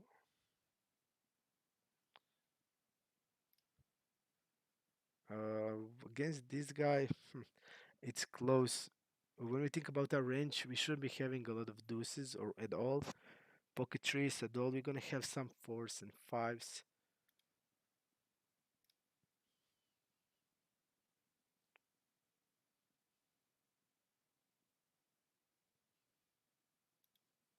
I think ace queen is folding on turn. He did bluff with the king queen, but that's actually he had perfect blockers for bluffing in this spot. So his polarized range, he's gonna have hands like a king 9, king 8, king 7, queen 9, jack 9, hand like a 7 9 suited. So actually finding bluffs here. He's if he's I don't think he's gonna just be bluffing here like 9 10 of hearts, you know.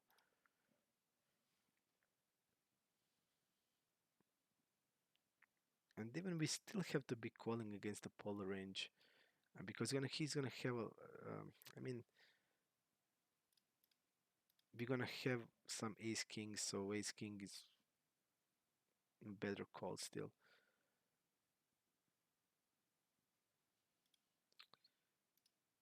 His polarized range will have the draws there. So ace queen, I think it's close. Just when we think about how our range looks like and how his range looks like, because the problem is that we don't know, but we see like 25%. I didn't see any hands going on. But if he's having this high number, he's gonna be just really a lot of polarized, and he's gonna just have hands a lot of, and this is doesn't look good.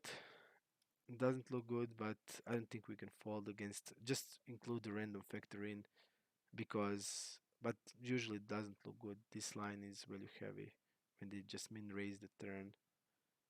It looks like he slow played like 8 10 or something like that, but he has 7 9. He looked like he slow played something basically.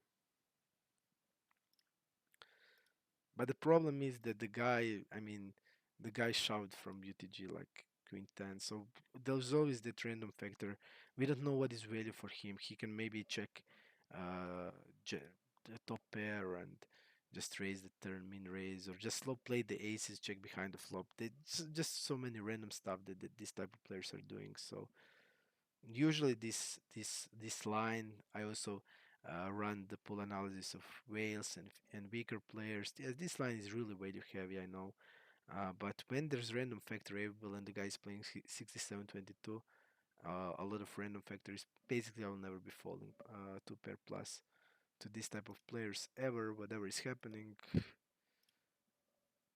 because when you just include that random factor, we're gonna see a lot of just like complete random hands. It changed everything basically. So definitely, yep.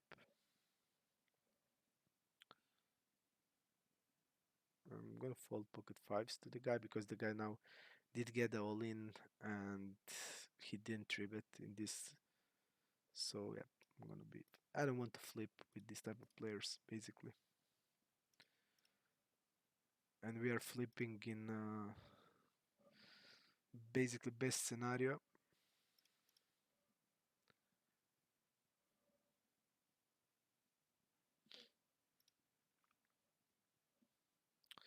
4-9 off. We're gonna be folding. Do 7. We're gonna be folding. Okay. We're gonna go 2 hours basically today. I think that's enough.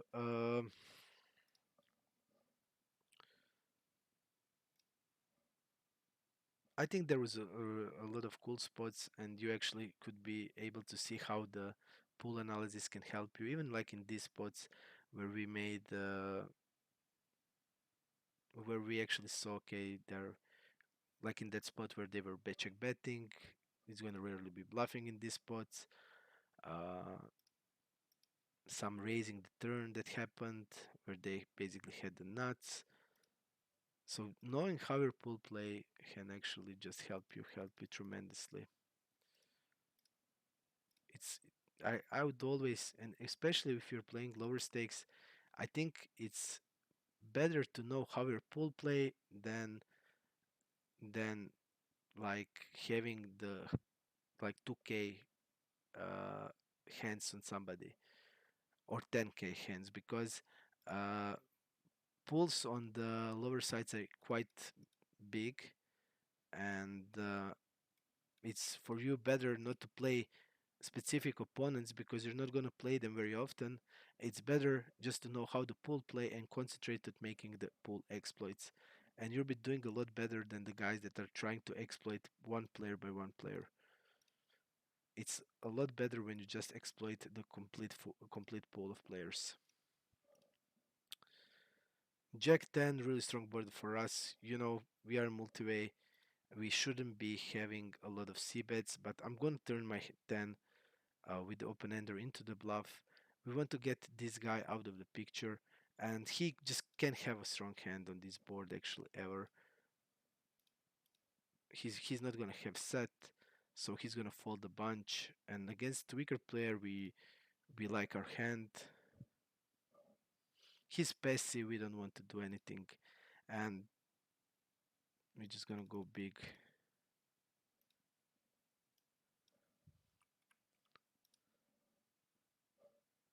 Agrippina, we have the new table.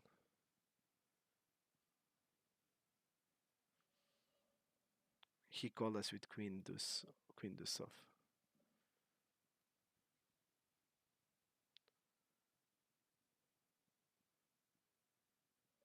You see, like it's better to change your strategy when it's weaker player in.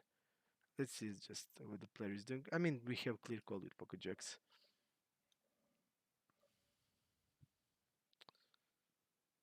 and he's actually four betting 3%.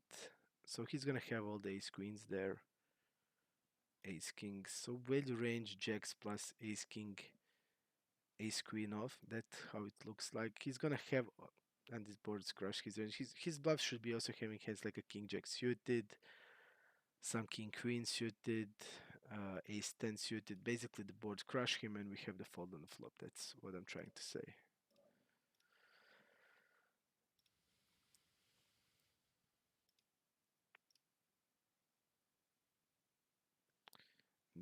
To just keep the story short,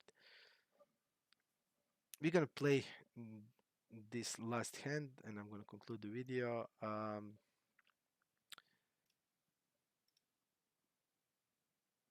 We're gonna check raise sometimes, we're gonna call sometimes. Basically, we want to against bigger sizes, we're gonna do more calling, and he's not double barreling that much, so our hand is then also.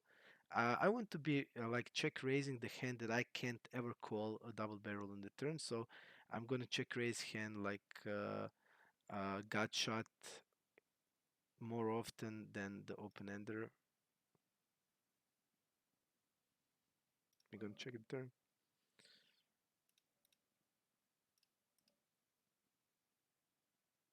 Especially hand like a 8-9, it's really crazy. What the guy's doing here?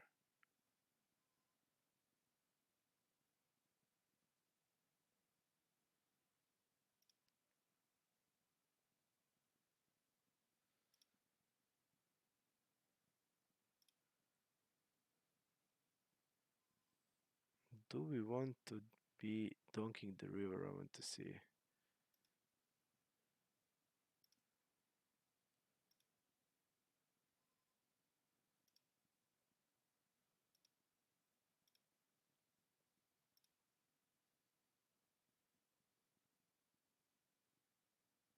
It would be way better that 7 is of diamonds.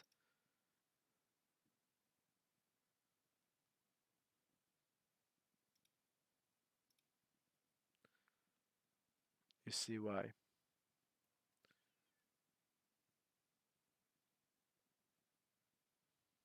Okay. He checked behind the flush, guys.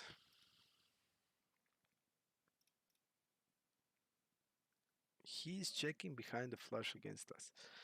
Crazy hand for the close of the video. Yeah, not they're not value betting as they should. There you see players a lot of scared of going for a check shot on the river, and we also did think about it, so that's what's probably scared him. And we have a really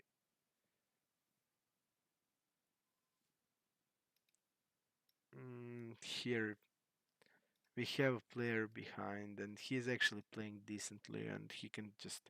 I have to be folding there. It sucks because against his range we're probably doing okay. Okay, guys, that's it for today's video. I think a lot of good hands. See you in like 1 week. Take care.